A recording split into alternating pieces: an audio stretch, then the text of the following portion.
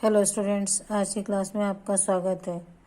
दक्षिणपंथी आंदोलन और फांसीवाद। पिछले वीडियो में बच्चों आपने प्रथम विश्व युद्ध और उसके पश्चात की घटनाओं के बारे में जानकारी हासिल की थी।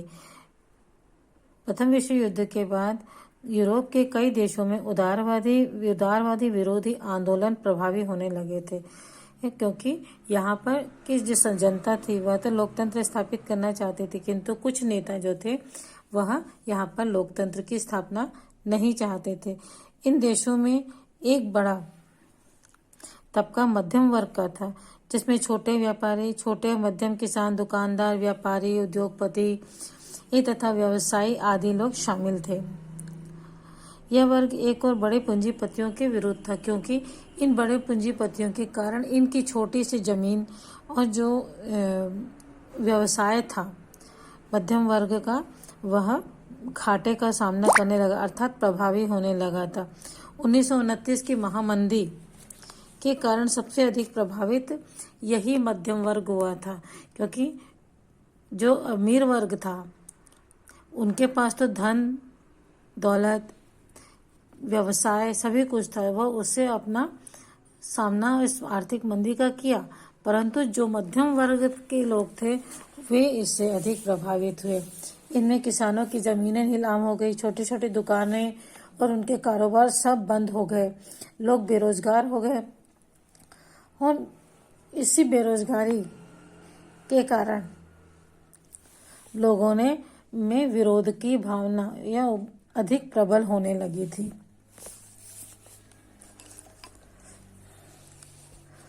दूसरी ओर एक निम्न मध्यम वर्ग और समाजवादी और साम्यवादी मजदूर आंदोलन का भी विरोध करता था, क्योंकि निजी संपत्ति का विरोध करते थे। दूसरी ओर क्या था, यह मध्यम वर्ग समाजवाद साम्यवाद का भी विरोध कर रहा था। क्यों कर रहा था? क्योंकि जो साम्यवाद है और समाजवाद जो है वह निजी संपत्ति का विरोध करते थे, जबकि मध्यम वर्ग के पास अपनी छोटी सी संपत्ति बचाने में लगा हुआ था। मध्यम वर्ग के पास तो संपत्ति थी ही नहीं, छोटी सी संपत्ति थी। वह यह शासन व्यवस्था साम्यवादी समाजवादी व्यवस्था जो है वह लोगों की निजी संपत्ति के विरोध में था, नहीं चाहता था कि निजी संपत्ति लोगों के पास हो। लेकिन जो छोटी सी संपत्ति वाले लोग थे वह अपनी संपत्ति बचाने के कारण इस व्यवस्था का विरोध कर रहे थे।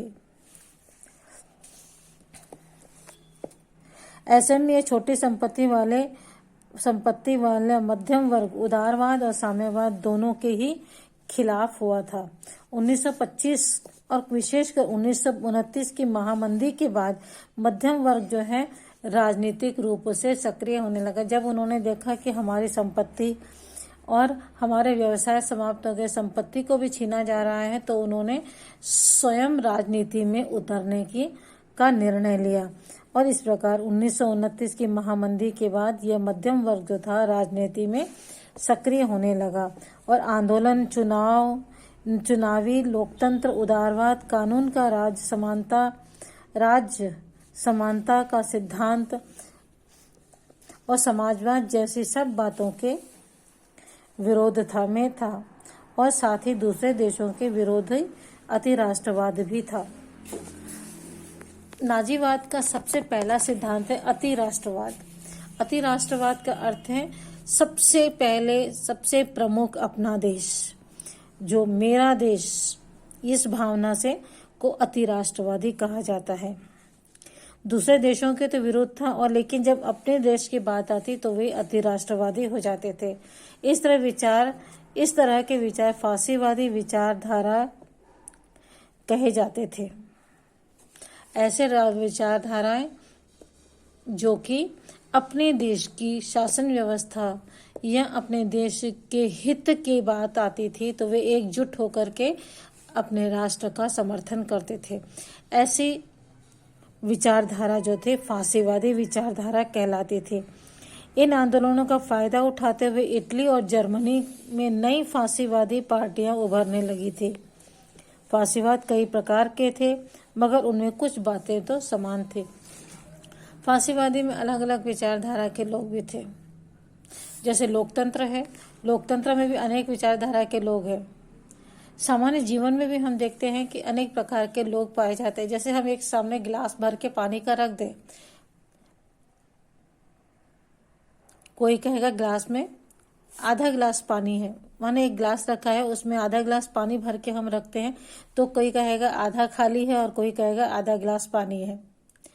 ठीक यही बात हमारे राजनीतिक व्यवस्थाओं में भी आती है। प्रत्येक व्यक्ति के सोच विचार करने के तरीके अलग अलग होते हैं और इसी प्रकार से लोगों के विचारों में भी परिवर्तन आता है। इनमें कौन कौन सी बातें समानती हुए देखते हैं। प्रत्येक प्रकार का फासीवाद जो था वह अति राष्ट्रवादी थे और वे जानते थे कि राष्ट्रहित ही एकमात्र सर्वोपरि हित है। वे विश्व को में अपने राष्ट्र के आधिपत्य स्थापित करना चाहते। वे चाहते थे कि मेरा देश सर्वोपरि है और उस देश का पूरे विश्व पर अधिकार हो। अर्थात वे चाहते थे कि विश्व में अपने राष्ट्र का आधिपत्य स्थापित करना चाहते थे, जिससे कि सैन्यवाद और युद्ध का उन्माद पर जोर देते थे। फासीवादी जो थे वह युद्ध और सैन्य ताकतों पर जोर देते थे। वे राष्ट्र के अंदर किसी भी प्रकार का द्वंद्व संघर्ष, जैसे वर्ग संघर्ष, राजनीतिक दलों के बीच प्रतिस्पर्धा आदि को खत्म करना चाहते थे।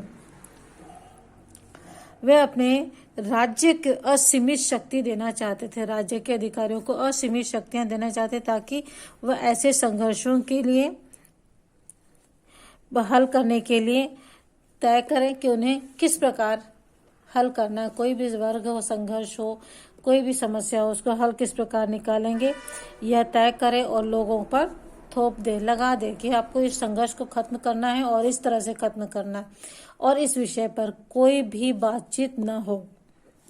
तीसरा है हिंसक और बलपूर्वक अन्य राजनीतिक दलों और संगठनों आदि को समाप्त करना में विश्वास रखते थे ये लोग। वे लोकतंत्र के विरोधी थे। फासीवादी विचारधारा के लोग लोकतंत्र के विरोधी थे। फासीवादी यह मानता था कि लोकतंत्र, चुनावी प्रक्रिया, चुनाव, कानूनी प्रक्रिया, यह सब नागरिक स्वतंत्रता और वह अधिकार राष्ट्र की समस्याओं के हल में बाधा है, किसी भी राष्ट्रीय समस्या को हल करने में बाधा उत्पन्न करते हैं और एक व्यक्ति तथा एक पार्टी का शासन और तानाशाही राष्ट्रहित के लिए आवश्यक है। वे प्रायः पारंपरिक परिवार और सामाजिक मूल्यों में विश्वास रखते थे। जैसे महिलाओं का काम क्या है, बच्चे पैदा करें और घर के अंदर रहे। वह महिलाओं को किसी भी प्रकार की सामाजिक राजनीतिक जिम्मेदारी नहीं देना चाहते थे। अर्थात वे नहीं चाहते थे कि कोई भी महिला सामाजिक कार्यों में भाग ले या समाज में अपनी ऊंची हैसियत वालों की बातों को बिना प्रश्न किए मानना। यह भी फासीवादी विचारधारा का एक नियम था। आदेशों को अपनी उनसे ऊंची हैसियत वालों का आदर करना चाहिए और उनके प्रश्नों को, उनके आदेशों को बिना प्रश्न किए स्वीकार करें। समानता, सबके लिए बराबर अवसर, विविधता के प्रति सम्मान, सहिष्णुता आदि मूल्यों का फासीवाद में कोई भी मूल्य नहीं था। इन सब बातों में फासीवादी विश्वास नहीं करते थे। वे पार्टी के सर्वोच्च नेता के आह्वान पर जनता को निरंतर उद्वेलित करते थे, अर्थात निरंतर जनता को भड़काते थे और आंदोलन का निर्माण करते थे। फासीवादी लगातार जनता को आंदोलन की व्यवस्था में रखता है और नियंत्रित जन आंदोलन पर निर्भर होता है और लोगों की भावनाओं को भड़काने के लिए वह मीडिया का भी उपयोग करता है। इसके बाद जर्मनी देश के फासीवादी नस्लवाद का रूप धारण करता है। जर्मनी में जैसे देशों में फासीवाद जो है एक नस्लवाद का रूप धारण कर, नस्लवाद यानी फासीवादी मानता है कि जो हमारी नस्ल है, जर्मनी की जो नस्ल है वह सर्वोच्च नस्ल है। इसी भी बहुसंख्यक नस्ल की श्रेष्ठता और वर्चस्व स्थापित करना उसका कथित उद्देश्य था और इसी नस्ल को स्थापित करना फासीवाद का प्रमुख उद्देश्य था। और इसके लिए जो अन्य जाति के लोग थे जैसे यहूदी जैसे अल्पसंख्यक लोगों को वह नस्ल और धर्म के लोगों को निशाना बनाते थे। नस्ल और धर्म के नाम पर ऐसे लोगों को निशाना बना करके उन्हें समाप्त कर देते हैं और उनके साथ ऐसे ऐसे अमानवीय व्यवहार किए गए जिसके बारे में हम सोच भी नहीं सकते हैं। क्योंकि जर्मनी में उस समय यूरोप में यहूदी भी रहते थे, यहूदी लोग भी रहते थे, लेकिन अल्पसंख्यक थे यहूदी। इन अल्पसंख्यकों को फासीवादी विचारधारा के लोगों ने के नेताओं ने पूरी तरह से समाप्त कर दिया वहां से। इटली और मुसोलिनी के नेतृत्व फासीवादी पार्टी 1919 में सक्रिय थी, जो मुख्य रूप से मजदूरों के संगठन को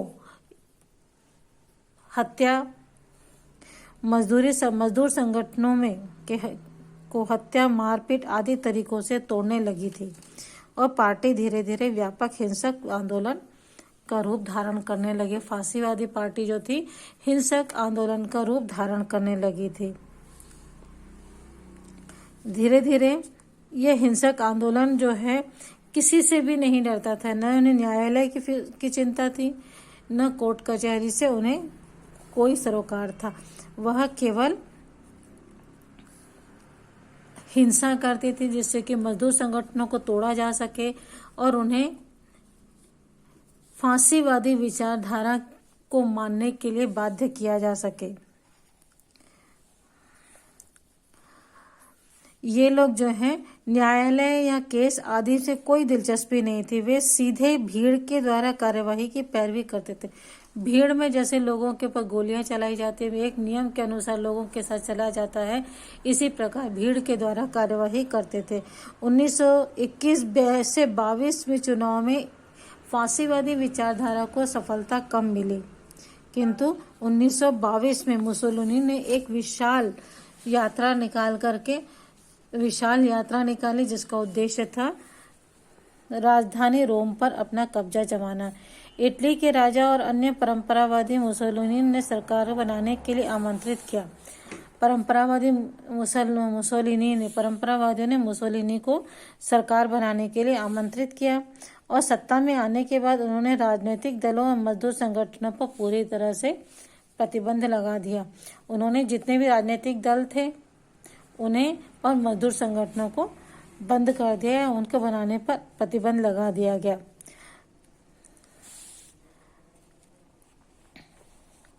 जीवन के हर क्षेत्र और सरकार हर काम में फांसीवादी पार्टी ने नियंत्रण में ले लिया। पार्टी में लोकतांत्रिक प्रक्रियाओं की जगह एक नेता मुसोलिनी सर्वेसर्वा बन गया। मुसोलिनी शासन में आते ही उसने सभी राजनीतिक दलों को प्रतिबंधित कर दिया, मजदूर संगठनों को बंद कर दिया, तोड़ दिया और सभी संगठनों पर अपना अधिकार कर लिया। इसके साथ साथ उन्होंने सभी लोकतांत्रिक प्रक्रियाओं की जगह एक नेता मुसोलिनी का शासन ही सर्वेसर्वा है, यह शासन व्यवस्था का नींव रखी। इस लोकतांत्रिक प्रक्रिया की जगह एक नेता मुसोलिनी सर्वेसर्वा बन गया। अब यहाँ पर केवल मुसोलिनी ही था जो कि सर्वेसर्वा था और मुसोलिनी कौन सी पार्टी का था? फांसीवादी पार्टी का नेता था। फांसीवादी पार्टी वहां पर लोकतंत्र की जगह केवल एक ही पार्टी फांसीवादी पार्टी और एक ही नेता मुसोलिनी की तानाशाही स्थापित हुई थी। तो इस प्रकार जर्मनी में फांसीवाद अर्थात मुसोलिनी का शासन स्थापित हुआ। तो बच्चों इस वीडियो में इतना ही, अगले वीडियो में हम इसके आगे देखेंगे। Okay, bye.